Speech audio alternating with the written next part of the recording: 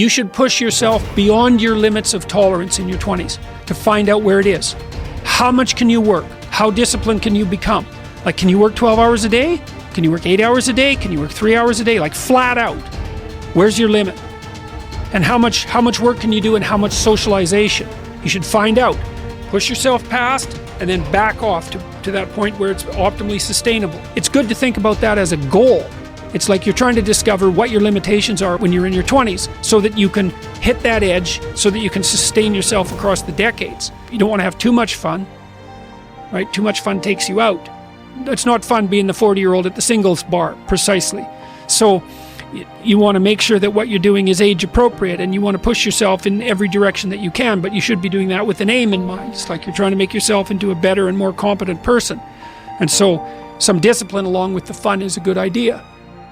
People need to know you for one major thing first. He works. He produces. The guy's there every day. The guy's pushing and shoving. Because the truth is, no matter how good your ideas are, how good your art is, or how good your skill set is, if you're not working, man, if you're not vibrating at a frequency that people say, my God, how does that guy do all that? 10x levels, massive action, tremendous work ethic that's just a muscle now, and it's just a discipline in your life, and it's a normal way. You're not going to get in that top 10%. When you're obsessed, people think you're nuts. High performers are obsessed about the topic in which they're trying to learn, master, grow into. And if no one thinks you're crazy, you're not yet operating to the outer limits of your potential. You're not there yet. Because somebody in your life should say, you really care about this in a crazy way. And when you get there, you know you found your thing. It becomes necessary for us to excel in this. It's not a hope anymore. It's not a preference. It's a must. It becomes so necessary that it connects with our identity, that we feel it is necessary for me to deliver with excellence here because that is who I am.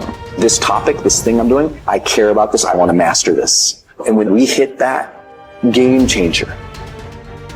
Everybody wants to be a champion, but nobody's willing to put in the work that it takes to be a champion. Everybody wants to hold up the trophy and say, man, I did it, but nobody's willing to put in the work that it takes to do it. I love the process. I love the thought of working for what I want. And I firmly believe you're never supposed to wish for it more than you're willing to work for it. I started going to work earlier. I started being the last one to leave there. I started working harder than anybody else. The other guys could not. Why would you work so hard, Les? I've been cheating myself and my family. Wherever you are, whatever you're doing, do it with everything that you have. Develop the habit of giving more than what you're paid for. Develop the habit of setting standards that others will be measured by. Do not go where the path may lead, but go where there's no path and leave a trail. When you say to someone, you're okay because of your position, that's not good enough, because you have to say, well, wait a second, you need a trajectory. And maybe you're okay if you're okay in your position and your trajectory. But you know, the self-esteem movements and all of that will accept yourself the way you are. It's like, no, because you need a trajectory. And one of the things that I think, one of the reasons that audiences are responding to what I've been saying in my lectures and what I've been writing about is that I don't tell people that they're okay the way they are. No, I say, no, you could be way more than you are. And they're relieved about that, you see, because if you're in a dark and terrible place and someone says you're okay the way you are, then you don't know what to do about that. It's right. Like, no, I'm not. I'm having a terrible time and I'm hopeless. You're okay the way you are. Well, then what? What? That's it? That's where I am? And what do you want to tell a young person? You're 17. You're okay the way you are. It's like, no, you're not. You got 60 years to be better, and you could be way better. You could be incomparably better across multiple dimensions. And in pursuing that better, that's where you'll find the meaning in your life. And that will give you the antidote to the suffering. Personal development is truly the key to the good life. You see, what you become is far more important than what you get. The most important question to ask on the job is not, what am I getting? The most important question is, what am I becoming? However, it is also true that what you become directly influences what you get. Most of what we have attracted by the person we have become. So here's the great challenge of life. You can have more than you've got because you can become more than you are.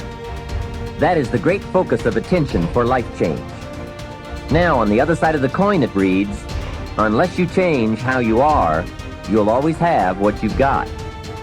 I've discovered that income does not usually exceed personal development. Sometimes income takes a lucky jump, but unless you keep growing out where it is, it will usually come back where you are. If someone hands you $1 million, best you become a millionaire quickly, so you can keep the money. Life has strange ways. A very rich man once said, if you took all the money in the world and divided it equally among everybody, it would soon all be back in the same pockets. I guess it is hard to keep what you haven't attracted by your own personal development. Personal development, how important. Remember, the major key to your better future is you. Those are some of the things that I suggest that you begin to answer yourself. Now, here are some things that I suggest that you begin to look at working on to develop your character. Some things that will give you some personal strength. Webster says character building activities. He says character, the pattern of behavior or personality found in an individual or group. Moral strength, self-discipline, fortitude. That's what's going to be required in order to begin to manifest your greatness. Now, looking at yourself, one of the things I'm suggesting you look at, what is it that you need to be in the process of doing more of or less of? Like being more direct. So I used to have a problem of not telling people what I actually thought because I didn't want to hurt anybody's feelings. Saying no without feeling guilty. More focused. So I used to be the jack of all trades and master of none. Used to do a lot of things. One year I decided to do one thing well. I looked at all of my talents and I decided the strongest one, my ability as a speaker, that's the one I'm going to focus on. But I'm capable of doing a lot of other things. But only when I decided to focus that I begin to reap the rewards of my talent. And then after you do that, you can begin to expand and use the other talents that you have. Deciding to keep your word. If you just decide, I'm going to keep my word. If I say something, I'm going to do it regardless. Being more considerate. More trusting. More disciplined. Being less fearful. Being more adventurous. Find something that you can look at your life that you say, hey, I know I've got a problem in this area, being late. I need to take care of that. Procrastinating, I need to deal with that. Not taking care of business, being seriously not serious. Creating an imbalance in my life where I'm spending more time looking at television or having social fun and not spending enough time working on me. See, most people, ladies and gentlemen, spend more time working on their jobs than they spend working on themselves. They work harder on their jobs than they work on themselves. And whatever we achieve in life, whatever we create, whatever we're able to manifest comes out of the human mind. Now I want you to think about 5 things that if you had the courage to do them, it will give you a feeling of satisfaction and self-respect. Think of 5 things that if you had the courage to do those things, you would feel a tremendous feeling of satisfaction within and self-respect. Take the time to write those things down, whatever they might be to you. It might be in your personal life. It might be in your friendships, your family relationships. It might be in your business. Look at 5 things that if you had the courage to do those things, that you would do those things. A lot of people say, well, I've been like this all my life. I just can't change. This is the way I am. Dr. Harold Griswold, a psychologist and author of Direct Decision Therapy, said something. He says, when someone says, I can't change, some part of them wants to change, but the payoffs for his present behavior are greater than the payoffs for a changed behavior, or his fear of change is too great. Ladies and gentlemen, it takes courage to live your dreams. It takes courage to manifest your greatness. It takes courage to decide to live, to decide to bring out all of your talents and abilities, to decide to stretch out, to decide to take a chance.